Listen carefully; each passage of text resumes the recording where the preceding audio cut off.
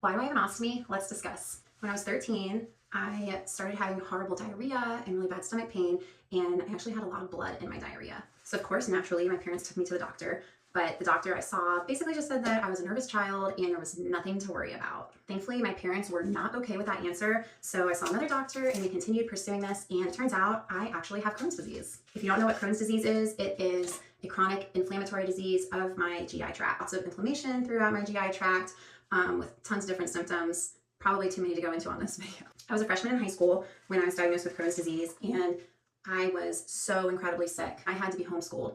Basically, every single day I spent in bed.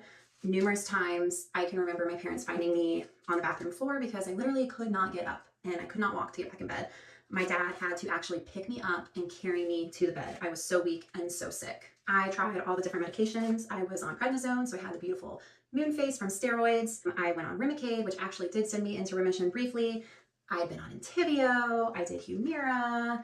Way more than that, more than I probably need to get into, but you get the gist of it. After being on Remicade for a year, I went into remission, and that pretty much got me through the rest of high school, so I could kind of live a little bit of a normal life, and got me through the beginning of college. Once I kind of hit my sophomore, junior year of college, I started getting really sick again. And by this point, I had had Crohn's disease maybe like 6 years. Fast forward through tons of sickness and bloody stool and diarrhea and pain and weight loss, all the horrible things. I went in for a routine colonoscopy. It was actually the best I had been feeling for a really long time, thinking that everything was gonna be fine. A week later, I was standing in my kitchen. My husband was at work all by myself, and I found out that my colon had turned precancerous. I was 24 years old at the time, and I had no idea what an ostomy was. I just heard precancerous, totally freaked out.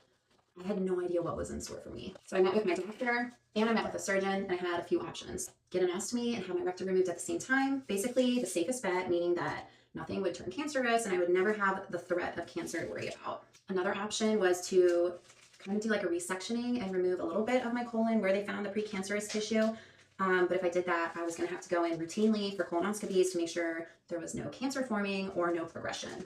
And of course, the last option was to do nothing. The one thing that I was absolutely adamant about was that I did not want an ostomy. I was not going to have an ostomy, and there was absolutely no way we were going to change my mind. I was 24. I was not going to live like this for the rest of my life because my ostomy is permanent. But literally a last-minute decision changed my mind, and it was a very intimate conversation I had with my surgeon, who was extremely black and white, which I'm happy to get into on another video. But yeah, I ended up with an ostomy, and I have it for the rest of my life. People think I'm crazy when I say this. I don't think you really understand unless you've gone through it, but it's literally been the best thing that's ever happened to me. And it's the best decision that I've ever made for myself and for my family.